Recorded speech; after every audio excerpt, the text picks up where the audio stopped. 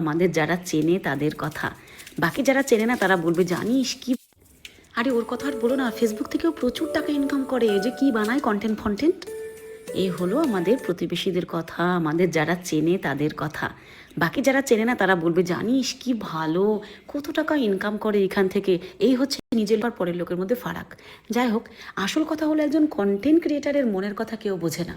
প্রথম কথা হলো এই কন্টেন্ট ক্রিয়েটারের পিছনের জার্নিটার কথা কেউ একবারও ভেবে দেখে না। এর মধ্যে কতটা কষ্ট লুকিয়ে আছে, তার মধ্যে চোখের জল আছে, অযথা পরিশ্রম আছে, অযথা সময় নষ্ট আছে, আর সব থেকে বেশি যেটা আছে নিজের মানুষের কাছ থেকে দূরত্ব, যেটা এই কন্টেন্ট ক্রিয়েট করতে করতে আমরা পেরে গেছি।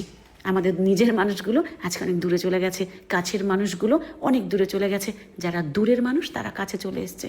ফেসবুক করতে গিয়ে একটা জিনিস কিন্তু খুব ভালো করে আমি শিখে গেছি, তোমার পাশে যখন তুমি উপরের দিকে উঠবে কেউ থাকবে না, কিন্তু যখন তুমি নিচের দিকে থাকবে না, তোমাকে সাহস জোগানোর জন্য, তোমাকে ভরসা জোগানোর জন্য, তোমার দুঃখে দুঃখী হওয়ার জন্য প্রচুর মানুষ থাকবে।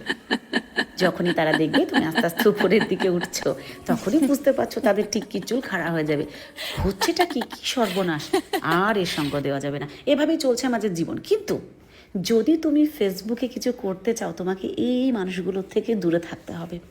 একজন ফেসবুকের কন্টেন্ট ক্রিয়েটার হতে গিয়ে প্রচুর যন্ত্রণা সহ্য করেছে। একটা সময় ছিল যখন আশেপাশের লোকেরা এত গঞ্জনা দিয়েছে, কিছু মানুষ এই মেসেঞ্জারে এসে বলেছে তোমার লজ্জা করে না, নিজের আত্মীয়ও বলেছে তোমার লজ্জা করে না এইসব ভিডিও বানাতে। হাঁটুর বয়সী ছেলে মেয়েও এই কথা আমাকে বলেছে, তাদের কথাও আমি আজকে শুনেছি। কিন্তু আজকে জোর গলায় বলতে ইচ্ছা করে যে তোদের যোগ্যতা আর আমার যোগ্যতা আকাশ আর পাতাল, কিন্তু বলতে ভালো লাগে না, কাকে বলবো।